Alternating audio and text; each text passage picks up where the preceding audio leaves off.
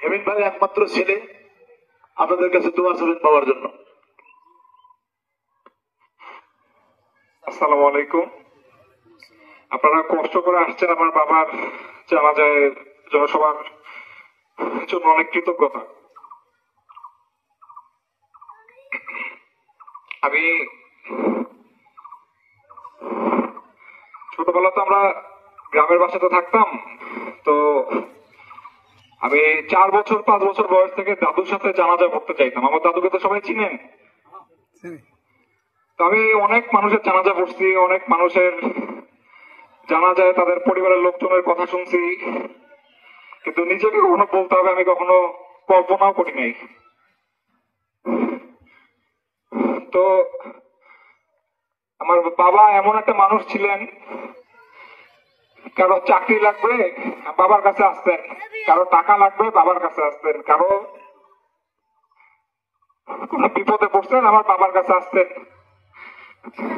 কোন গরিব মানুষ কবর দেওয়ার জায়গা নাই আমার বাবার কাছে আসতেন, কারো মেয়ের বিয়ে হবে টাকা দিতে পারছে না আমার বাবার কাছে আসতেন। আমার মনে হয় না একজন মানুষ আমার বাবার কাছে কোনো সাহায্য চেয়ে ফিরে গেছে, খালি হাতে ফিরে গেছে। আপনাদের কি মনে হয়?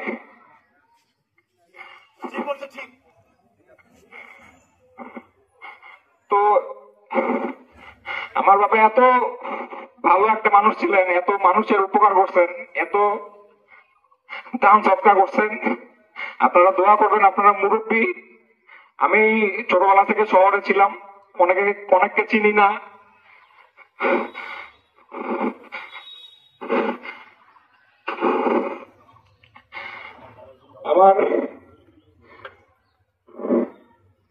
আমার বাবা যার জন্য যা কিছু করছে, আমি যেন তার থেকে বেশি কিছু করতে পারি।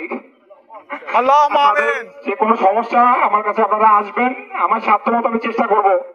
আমার বাবা যেরকম যা কিছু করছে মানুষের জন্য, আমি যেন তার থেকে বেশি কিছু করতে পারি। আমার জন্য দোয়া করবেন সবাই।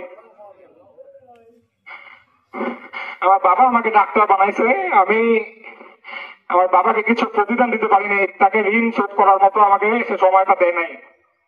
তা আমি যদি যেসব কাজে সে শান্তি পাইতো, আমি যদি সেই সব কাজ করি, কিছুটা হলেও হয়তো তার ঋণ শোধ করতে পারবো।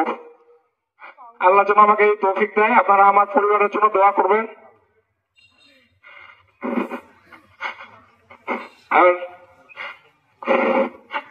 চলার পথে অনেক ভুলভ্রান্তি হয়। আমার বাবা যদি কিছু কারো সাথে মনে কষ্ট দিয়ে থাকে, আমার বাবাকে মাফ করে দেবেন। আর কোন দেনা পাওনা থাকলে সরাসরি আমার সাথে যোগাযোগ করবেন, আমি সবার দেনা পাওনা শোধ করে দেবো ইনশাল্লাহ।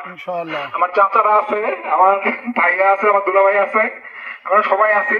আপনারা নিঃসংকোচে বলবেন, সরাসরি আমাকে বলবেন। আমি চেষ্টা করব, আমি সর্বোচ্চ চেষ্টা করব আমার পক্ষ থেকে। আপনারা বাবার জন্য দোয়া করবেন, মন থেকে দোয়া করবেন। আসসালামু আলাইকুম।